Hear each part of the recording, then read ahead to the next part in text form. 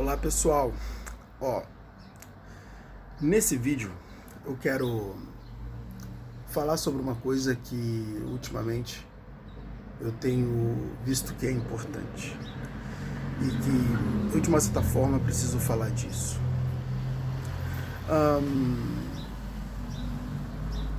Hoje, né, muitas pessoas acham que elas de uma certa forma sabem como Deus funciona. Né? Muitas dessas pessoas, elas acham que Deus bom é fazer o que elas consideram bem o tempo todo, né? Embasados naquela famosa frase de que Deus é bom, Deus é perfeito, né? A vontade de Deus é boa, perfeito e agradável. Isso é verdade. E a vontade de Deus é boa, perfeita e agradável. Por quê? Porque bom, perfeito e agradável é da própria natureza dele. Não é? Essa é a natureza dele. Deus, ele é em si, em raiz, ele é bom, ele é perfeito e ele é agradável. Logo, sua vontade seguirá o que ele é. E é exatamente por isso que ele é bom, perfeito e agradável. Só que, deixa eu dizer uma coisa. Você sabe a diferença que existe entre a sua inteligência limítrofe e a inteligência infinita? Não, você faz ideia da diferença que é aquilo que você conhece para aquilo que Deus conhece?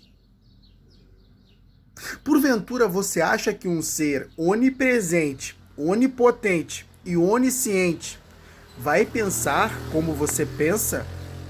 Você acha que realmente aquilo que você acredita ser bem, e aquilo que você acredita ser bom, e aquilo que você acredita ser perfeito, e aquilo que você acredita ser agradável, é a mesma coisa que Deus acredita ser bom, perfeito e agradável? Porventura, será que você é capaz de pensar como um Deus? Esse é o erro que as pessoas estão cometendo.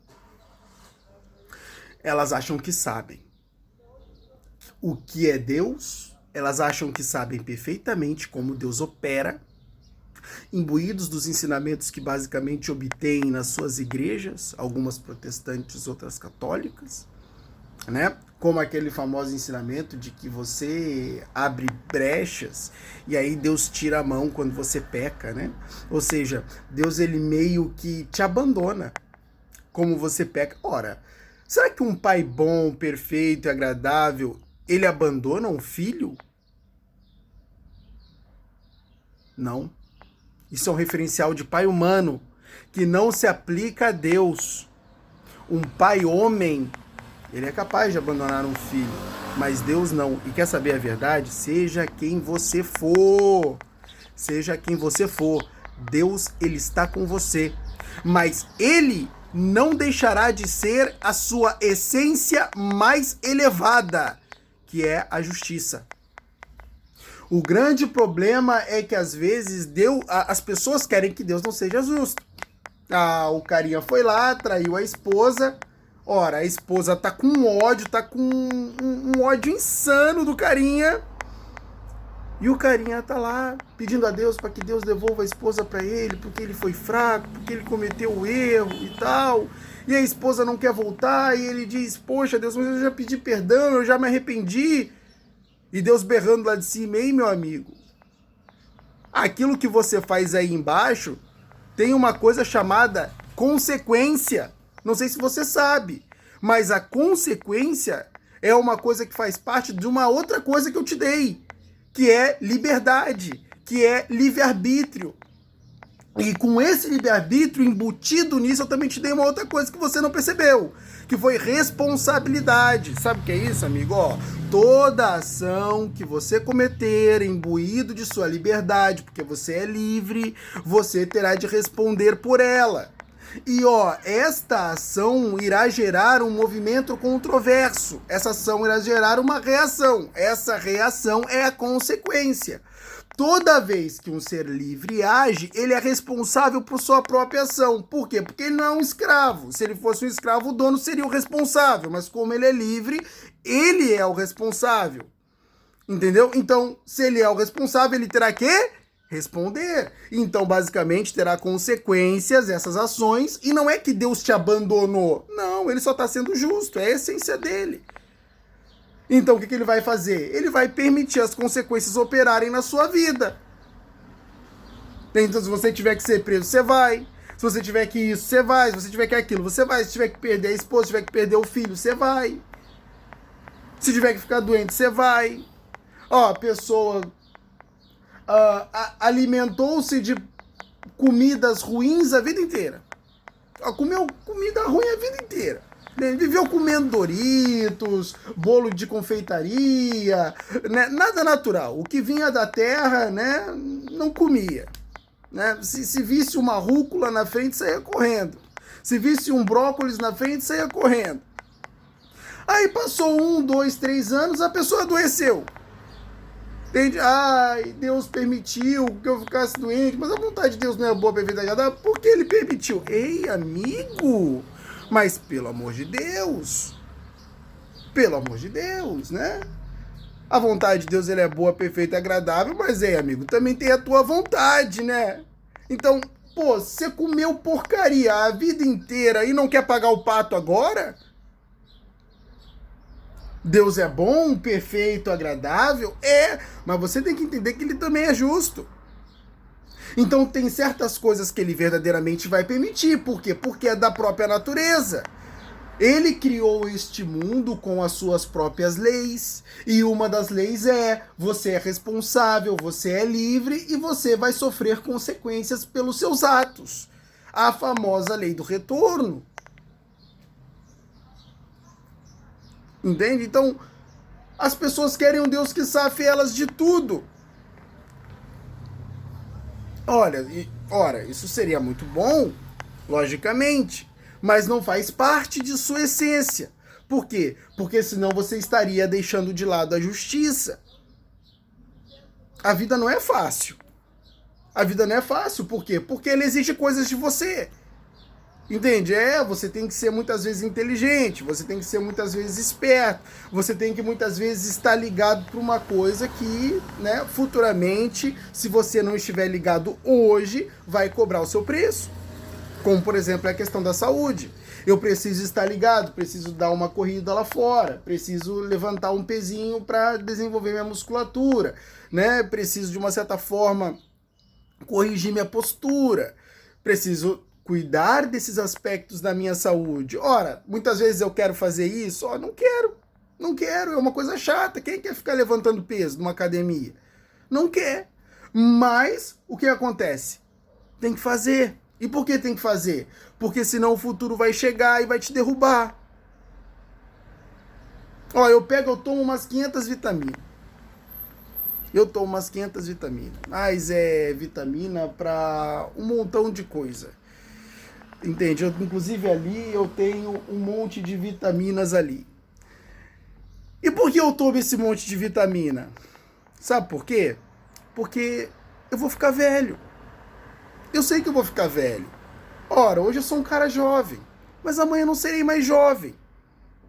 Amanhã, todos aqueles aspectos da minha juventude, como um vigor, como músculos bem ativos e prontos para a luta, por exemplo, né? Levando em consideração não uma luta, né, corpo a corpo, mas a questão de luta e fuga da psicologia.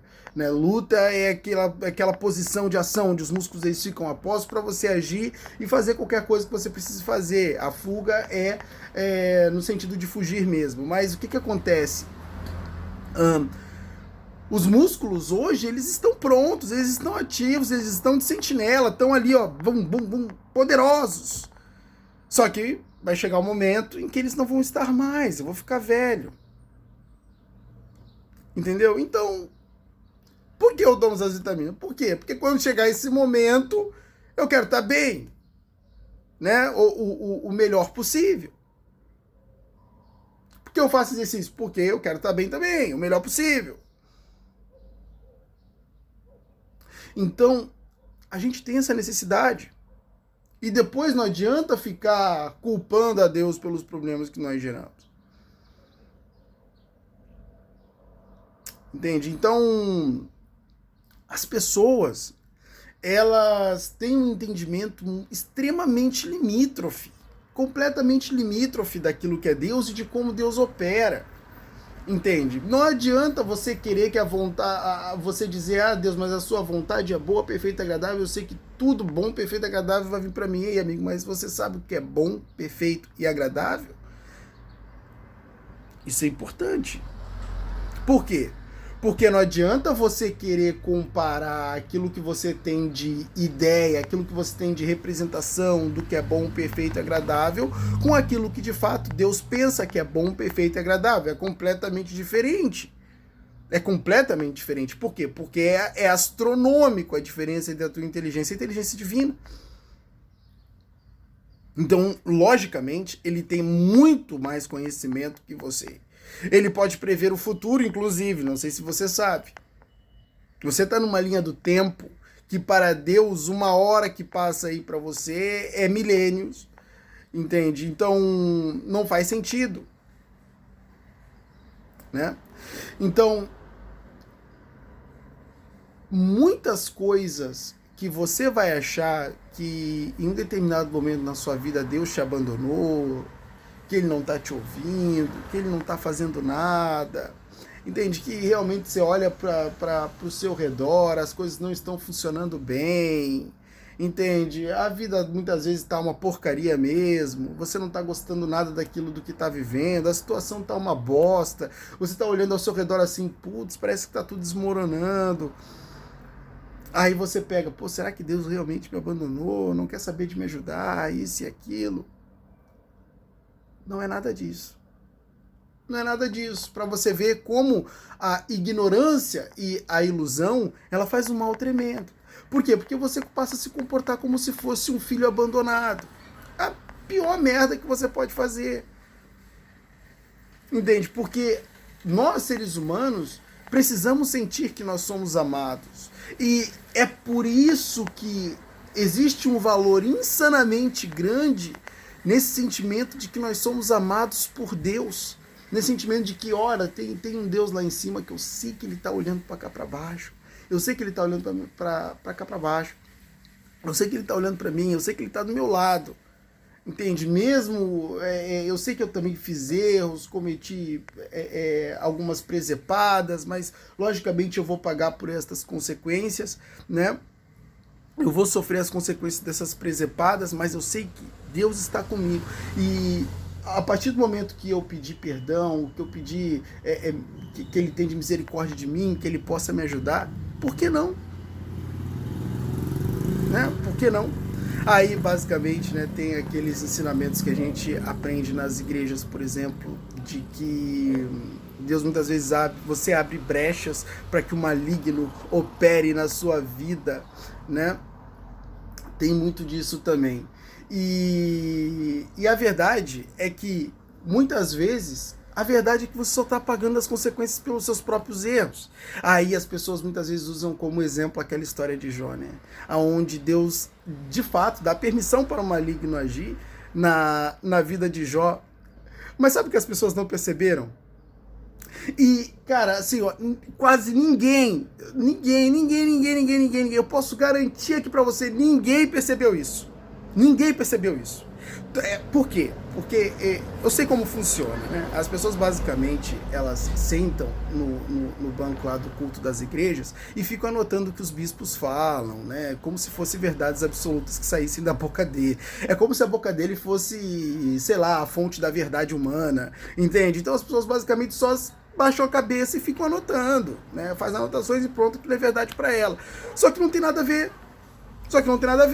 Por quê? Porque elas eliminam a sua própria percepção da realidade. Se as pessoas pegassem e vissem, de fato, analisassem a história de Jó, iam perceber que Deus não deu a permissão para o diabo agir na vida de Jó com completa ignorância.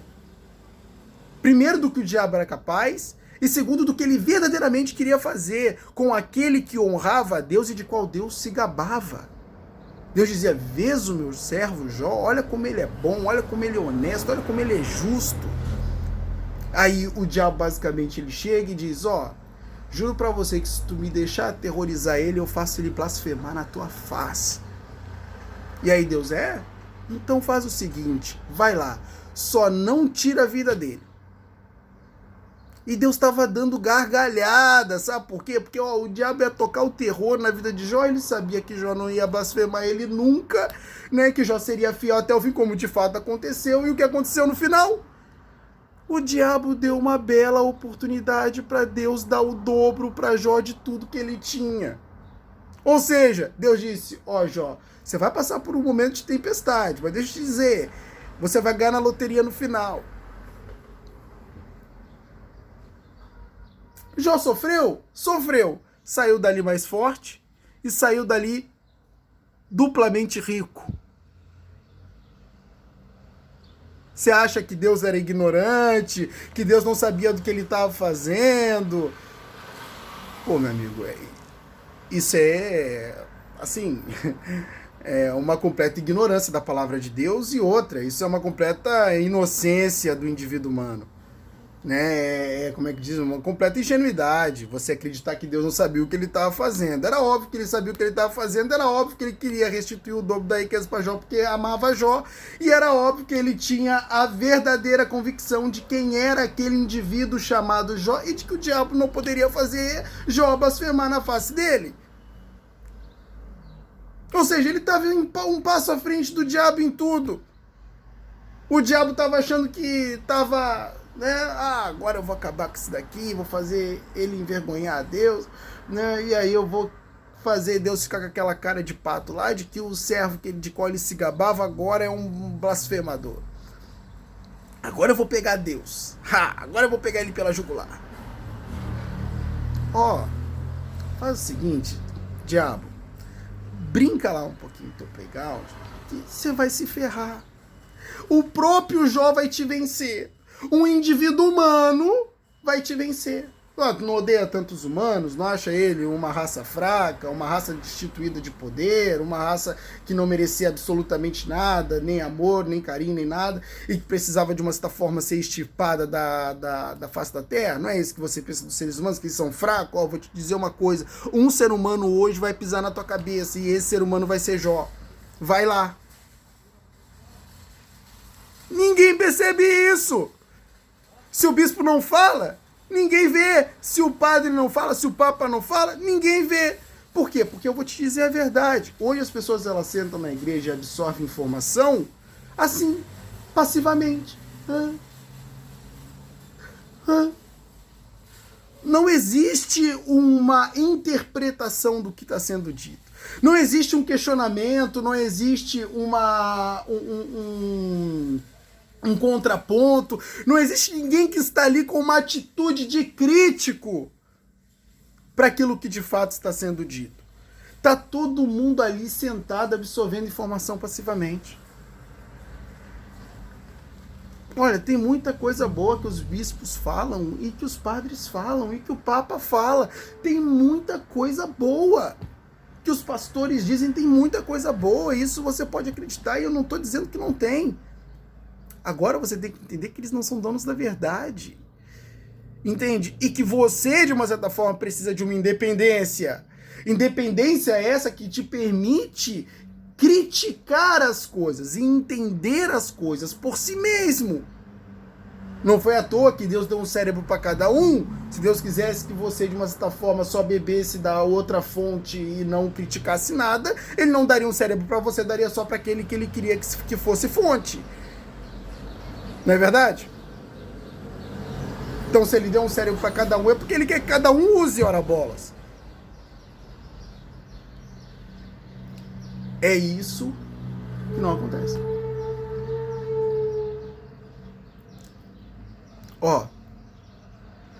Deixa eu finalizar esse vídeo dizendo uma coisa para você. Você não sabe o que é bom, você não sabe o que é perfeito e você não sabe o que é agradável. Se você tá aí e tá dizendo que sabe o que é bom, tá dizendo que sabe o que é perfeito, tá dizendo que sabe o que é agradável, você não entende nada sobre Deus. Nada sobre a palavra. Você não entende absolutamente nada. Você é um completo ignorante e ingênuo. Sabe por quê? Porque o próprio Cristo já tinha essa consciência. Cristo chegava para Deus e dizia: Pai, por favor, se puder, afasta de mim esse cálice. Ó. Eu vou ser pregado numa cruz, eu vou tomar chicotada, eu vou ter meu corpo rasgado, eu vou ter meu corpo todo violado, eu vou sentir muita dor. Por favor, Deus, se puder, afasta de mim esse cálice. Isso vai ser muito difícil, Pai. Não sei se eu vou conseguir, não sei se eu vou dar conta. Mas, Pai, acima de tudo, seja feita a tua vontade. Ou seja, Pai, o que eu entendo que vai ser bom para mim é que o Senhor me livre disso. O que eu entendo que é a vontade boa, perfeita, a tua vontade boa, perfeita, agradável, é que você me livre desse penoso momento de sofrimento. É isso, Pai, que eu acredito. Mas, Pai, eu vou te dizer a verdade. Eu sei que eu não entendo nada sobre a tua vontade. Eu não sou como tu és, entende? E eu entendo, meu Senhor. Eu entendo. Agora, embora eu tenha a essência de um Deus, eu sou apenas um homem, estou num corpo de um homem. Eu vou sentir as mesmas dores, os mesmos desejos, eu vou ter as mesmas limitações, mas, meu Senhor, a tua vontade é uma coisa que eu não entendo, entende? Mas você sabe o que é o melhor para mim. E qual foi o desfecho dessa história, hein? Deus livrou Cristo da cruz? Aí você pode achar, como? Ele, um ser elevado, um Deus santo, um grande pai, um referencial, vai mandar seu filho, unigênito, amado, para a cruz, para a morte, para esse caos, esse sofrimento insano. Como Deus vai fazer isso? Como? Essa pergunta mostra que você não sabe o que é bom, você não sabe o que é perfeito, você não sabe o que é agradável. Para Deus isso era bom, perfeito e agradável. Aí você me pergunta, Eric, mas o que de bom, perfeito e agradável tem nisso? Ora bolas. Ora bolas, se eu soubesse eu era Deus, amigo. Se eu soubesse eu era Deus. Mas o fato de eu não ser Deus já prova que eu não sei e que muita gente também não sabe. As pessoas vão deduzir, vão dizer o que elas pensam, mas não sabem a verdade. Deus tinha seus próprios planos. Dentro da sua perfeição, dentro daquilo que ele considera bom e dentro daquilo que é agradável. E que de fato é o que é bom, é o que é perfeito, é o que é agradável. Por quê? Porque Deus não erra.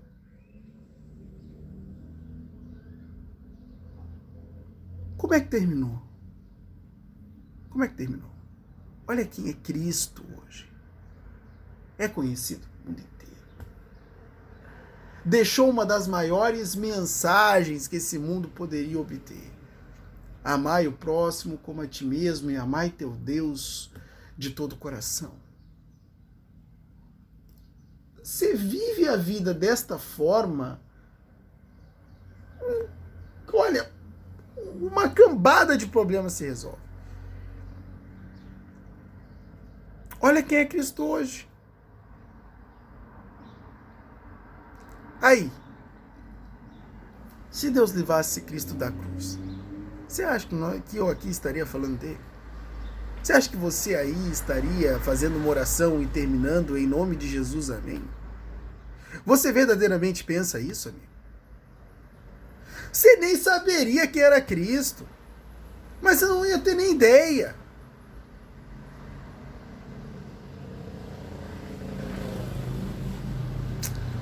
Você não sabe o que é bom, nem o que é perfeito e nem o que é agradável. A vontade de Deus é um segredo para você. Essa perfeição, essa bondade e essa agradabilidade, isso é uma coisa que é pertencente a Deus e que você não processa. Se você acha que isso é fazer aquilo que você considera bom o tempo todo, você está falando de uma vontade boa, perfeita e agradável para você. Para você. Que não tem nada a ver com aquela que parte de Deus. Porque o bom, o perfeito e agradável é o que significa para o Deus vivo. É o que significa para ele acerca de bom, perfeito e agradável. E isso se difere astronomicamente daquilo que você pensa. Eu tenho absoluta certeza disso. Entende? Então, ó, essa é a verdade. Você apenas acha que entende. Mas você não entende bosta nenhuma. E eu acho que eu provei pra você nesse vídeo. Né?